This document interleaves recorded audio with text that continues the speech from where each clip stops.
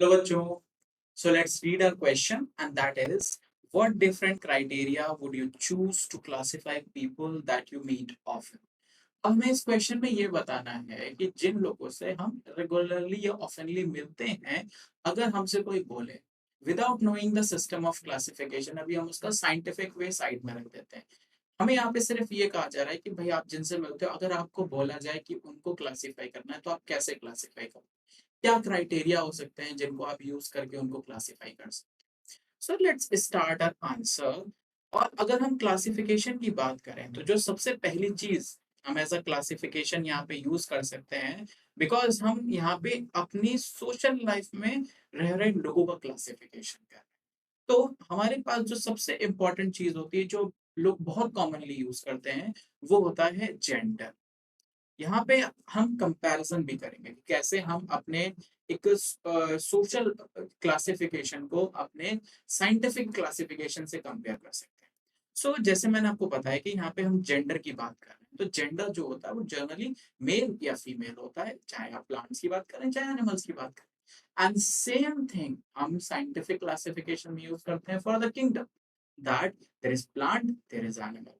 सही सोशली हम बात कर सकते हैं, there is male, there is female.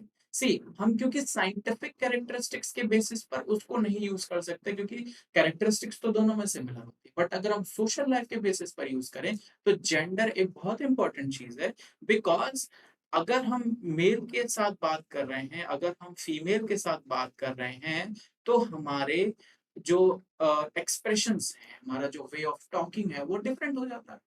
So obvious सी बात है, it is going to impact and it is going to considered as a criteria.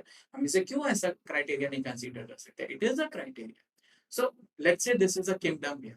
Now coming to the second criteria जो कि हम यहाँ यूज कर सकते हैं, और वो सेकंड क्राइटेरिया है, and that criteria would be the religion. हम रिलीजन के बेसिस पर भी लोगों को क्लासिफाई कर सकते हैं. Religion would be consider as a, क्योंकि रिलीजन एक बहुत ब्रॉड स्पेक्ट्रम है. Bulk of people are living in a particular religion. ऐसे ही बहुत सारे एनिमल्स फाइलम में होते हैं, वैसे ही बहुत सारे लोग रिलीजन में आ सकते हैं. हम धीरे धीरे अपने क्या कर रहे हैं, कैरेक्टरिस्टिक्स को ब्रॉड कर रहे हैं. भाई जेंडर में तो हम सिर्फ मेल और फीमेल ले सकते थे, रिलीजन में अब हम मेल फीमेल दोनों ले रहे हैं. लेकिन अब हिंदूज को अलग रखते हैं, क्रिश्चियंस को अलग रखते हैं, इसको हम लेट्स से मुस्लिम्स को अलग रखते हैं. ये एक क्राइटेरिया.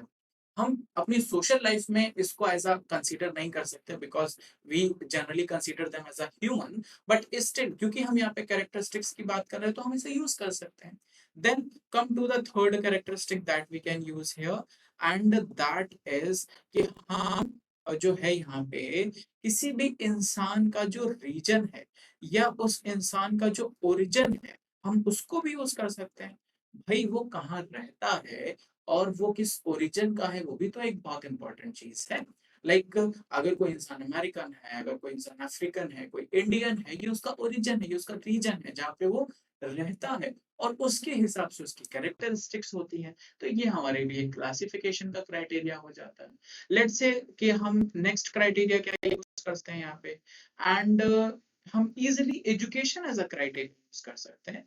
और इसका बहुत सिंपल सा तरीका ये है कि पहली बात तो इंसान लिटरेट हो सकता है, इलिटरेट हो सकता है.